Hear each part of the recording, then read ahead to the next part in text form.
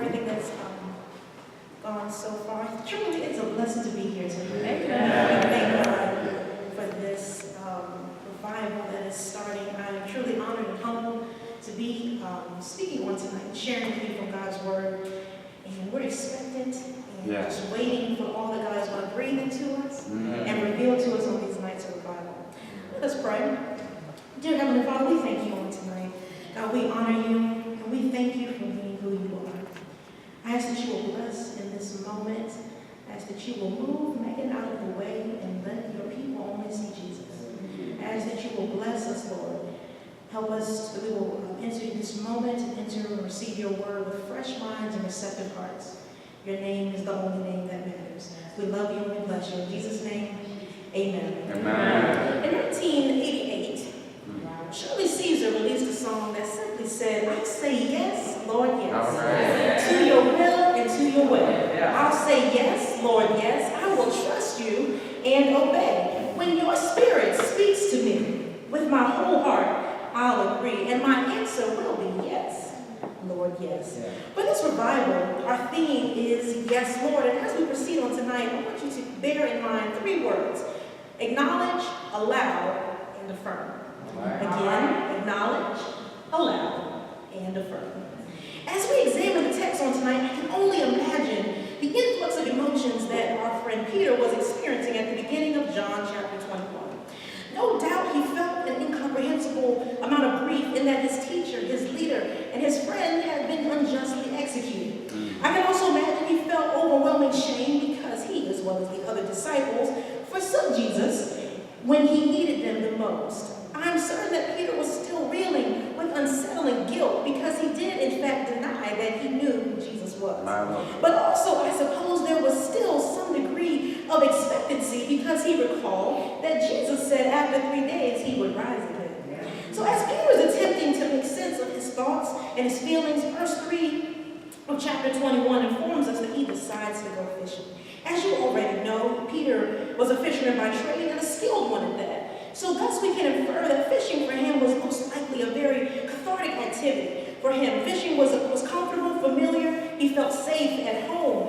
It enabled him to hide away and to relax. And much like Peter, when we're juggling our various responsibilities, the stress from life, family, work, and exegesis papers, likewise, we too need a reprieve. But tonight, I'm glad to know that even when we resort to our hiding places, our familiar places, Jesus knows how to meet us there as well. Amen. And so as we see in verse 4, Jesus appears on the shore of the Sea of Galilee, and he calls out to the disciples. And as you already know, a dialogue begins, and Christ asks them if they've caught any fish, and so forth and so on. And eventually the disciples join Jesus on the shore, and they collectively partake of a meal. So, and this brings us to our highlighted scriptures for tonight. In verse 15, after they were finished eating, Jesus said to Peter, Simon, son of Jonas, do you love me more than these? And Peter's response was, yes, Lord, you know that I love you. And Jesus says, take care of my sheep. Jesus initiates this conversation with Peter immediately after they complete their meal. And he acknowledges Peter in a way that singles him out from the rest of the group. Jesus did not waste any time. He just came right out and said, Peter, do you love me? I can imagine that at first, hearing this question, Peter was slightly caught off guard, wondering what exactly prompted this question. And perhaps he's even more curious, where exactly is this conversation going? But in spite of his uncertainty, he still manages to say, yes, Lord. This is somewhat of a new experience for Peter because throughout his entire relationship with Jesus, they have not interacted quite like this. And all of the questions or statements that Jesus has made, he has not made one quite like this before. But Peter still says, yes, Lord. He's unsure of what direction the conversation is heading next. He's probably even more unsure to what and for what purpose he is saying yes. But even still, he says, yes, Lord. As I was reading, my mind could not help but reference 1 Samuel chapter 3, where a young Samuel was in the temple with Eli. And one night Samuel kept hearing someone call his name. So he ran to Eli, but it wasn't Eli who was calling his name. After the third time, Eli perceived that it was the Lord who was calling Samuel. And Eli instructed him, the next time you hear the voice, and the majority of our translations say, he told him to respond, speak, Lord, for your servant hear. But I love the Living Bible translation because it says, Eli told Samuel, when the voice called say, yes, Lord, I'm listening. And on tonight, God wants to hear from us. Yes, Lord, I'm listening. The first word I asked you to keep in mind was acknowledge. Much like Samuel and Peter, at this point in both texts, they give a yes, Lord. Even before they really knew why they were saying yes, before they really knew what it meant to say yes or what the repercussions would be, and without fully knowing why they specifically were being called out, but they acknowledged the one who was calling them. And therefore their response was yes, Lord. Some people are quick to say, child, I'm walking by faith and not by sight. But if we're honest with ourselves, some people walk by faith as long as they like what they see. But to truly walk by faith and not by sight, beloved, tonight is a desire to say, yes, Lord. And that desire must outweigh our need to be in control. That desire must be greater than our fear of the future and failure. It must extend beyond selfish inclinations to put our wants ahead of the calling of God. Even if I don't know exactly where I'm going, I can acknowledge the one who's leading me and therefore say, yes, Lord. Even if I'm feeling unsupported by loved ones and turned against by friends and surrounded by enemies, I can acknowledge the one who allows me to dwell in the secret place and to abide under the shadow of the Almighty. And therefore, I can say, yes, Lord. Even when it feels like my endeavors are fruitless and that my efforts are unnoticed and unappreciated and that my labor is in vain, all I have to do is just rest on the one who has promised that he will not leave me or forsake me. The one who promised that if I'm not weary and well doing, and then in due season, I will reap if I don't faint. All I have to do is rest in the word of God, and therefore I can say, yes, Lord. Back to John 21.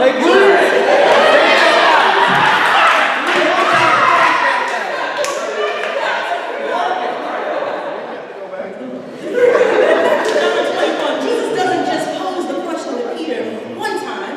In verse 16, as you already know, he repeats the question and says, Simon, son of Jonas, do you love me?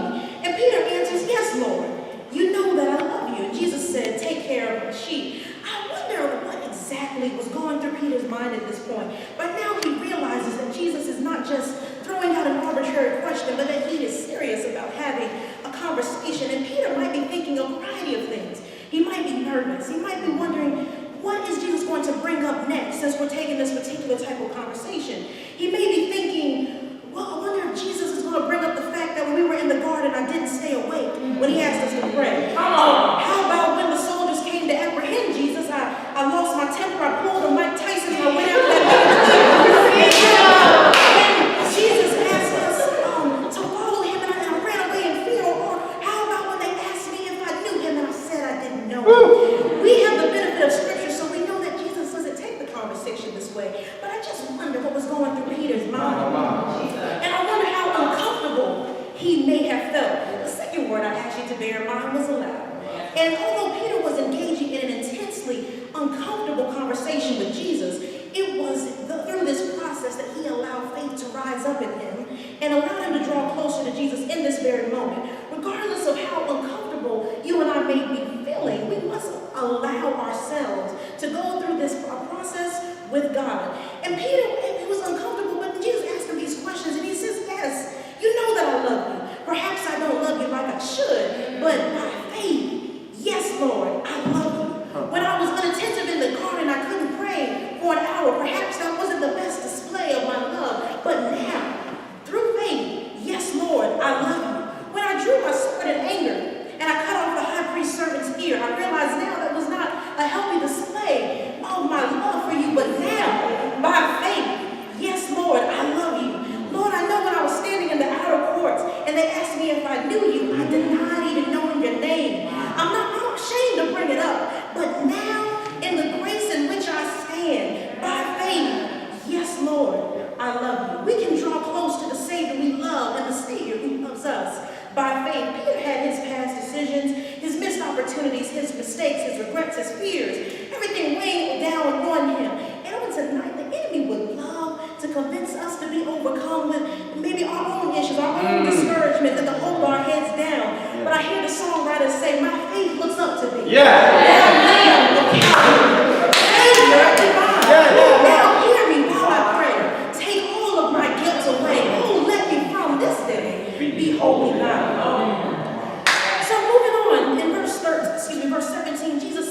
Peter a final time, Simon, son of Jonas, do you love me? And Peter was hurt because Jesus asked him the third time, do you love me? He said, Lord, you know all things. You know that I love you. Jesus said, feed my sheep. The third time that Jesus said this, we see Peter was beginning to get a little worried. And so the third word I asked you to keep in mind was affirm.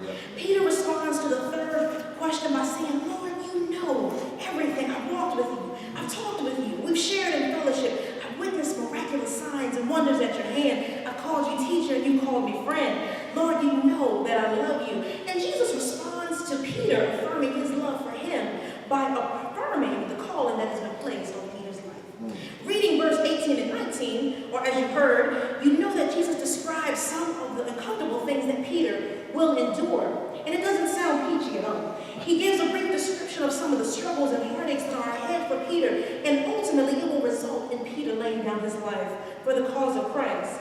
But Jesus reminds him that all of it is to glorify God. But Jesus concludes in verse 19, follow me. And he's saying, you say that you love me now, and you're saying that your answer is yes, Lord, but affirm it by following me. Peter, you've been called. So I want you to acknowledge me by saying yes. I want you to allow faith to rise up within me, or within you, rather, but also to affirm that you love me and to affirm your yes by following me wherever I lead you. And tonight, this charge is for you and it's for me as well. Some of y'all are graduating. While some of us are retired, but at the end of the semester is approaching for everybody. So this might mean a period of uncertainty, and the summer may mean entering some uncomfortable stages, or perhaps even entering a new phase, your professional, your personal, even your spiritual life. But whatever the circumstance, regardless of what we are facing, our answer should be yes, Lord. The job search may be slow, but yes, Lord.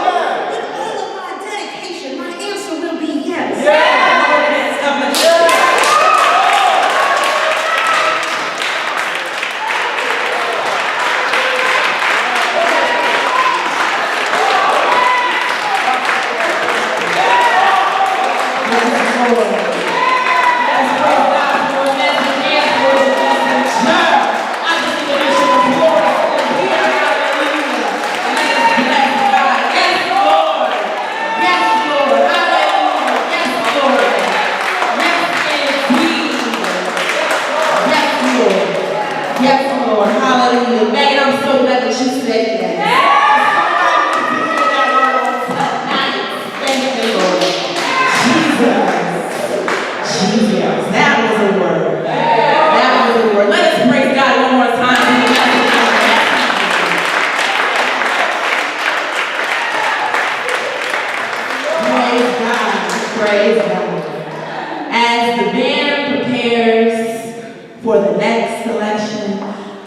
want to open the doors of the church. The doors of our Father's house is open. And just in case someone didn't give God a yes, tonight can be that night. So if you want to say yes to the Lord, yes to the will, and yes to the way, tonight might be that night. And so we don't want to let anybody go home without having the opportunity to come into the arms of salvation and come and say yes to the Lord.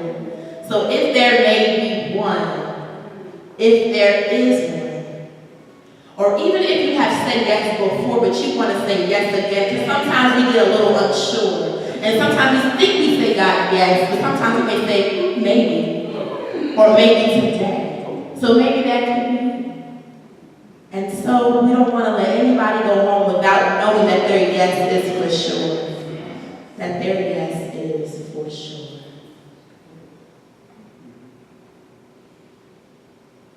Praise God. For giving God your yes. Yes, Lord. The musicians and the singers are coming.